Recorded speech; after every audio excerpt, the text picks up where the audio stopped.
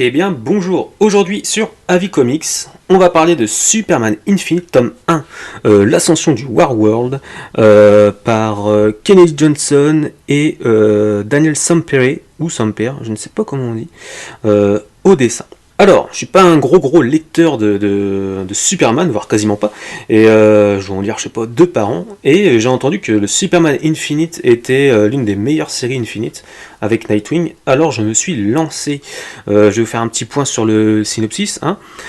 Superman est en train de perdre un petit peu de sa puissance, et il va y avoir l'arrivée d'un vaisseau extraterrestre qui va tomber sur le territoire Atlantide en fait, tout simplement. Et au bord du vaisseau, il va y avoir des réfugiés du Warworld en fait. Qui est tenu par Mongul, et il y a quelques réfugiés qui parlent le kryptonien. Et dans le vaisseau, il y avait un fragment qui était enfermé, et il y a pas mal de symboles écrits dessus et tout, et ce fragment en fait dégage énormément de puissance, et on va avoir toute une question autour du savoir qui va garder ce fragment. Est-ce que c'est les territoires Atlantis ou les Américains ou quoi que ce soit. Donc je vais en parler là de toute façon dans mon avis tout simplement. Alors que dire, j'ai pas lu la version Rebirth de Superman, donc voilà, mais j'ai pas été perdu non plus durant ma lecture. J'ai trouvé l'histoire super prenante en fait. La menace Mongul, la présence, il est vraiment là, quoi. Il a une aura menaçante, c'est super pesant. On a la famille de Superman qui ont tous leur place et un rôle bien défini.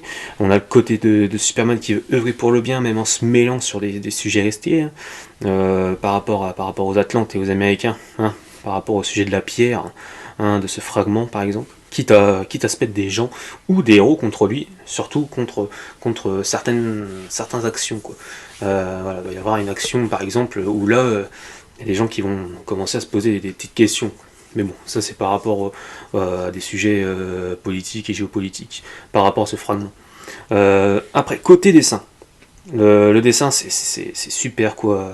C'est dingue. Peut-être un peu moins sur le dernier chapitre. Parce que là, on n'est pas sur du Superman, c'est un chapitre où on a une personne qui est en train de raconter une histoire, donc raconter l'histoire de la famille L. Donc ça, c'est un peu moins au niveau, c'est pas du tout les mêmes dessins que dans la série. Mais sinon, voilà quoi. Après, je sais pas, mais il y a certaines pages où il y a un petit effet flouté, mais sur toute la page, c'est pas sur certaines cases, parce que je sais qu'il y a certaines cases où il y a un effet, c'est un effet artistique, voilà, pour que ce soit la profondeur ou faire juste un flou artistique, mais là, il y a des fois j'ai l'impression que les traits sont en train de baver, après c'est du chipotage, mais je sais pas si ça fait que sur le mien. Euh, Globalement, j'ai vraiment apprécié le tome. Et c'est vraiment une amuse-bouche. C'est vraiment un amuse-bouche parce que on se rend compte que c'est le début, mais le début d'une nouvelle aventure. Ça place une nouvelle aventure, il y a une nouvelle menace, des nouveaux secrets à découvrir pour le Superman. Donc le tome 2, je sais que ça va être un focus sur le regroupement des membres de The Authority par Superman. Donc à voir. Donc voilà. Je vous ai tout dit, on se dit à la prochaine, donc laissez-moi un commentaire, likez, partagez, vous pouvez me retrouver sur Instagram, je mets le lien en description. On se dit à la prochaine pour un prochain Avis Comics. Salut!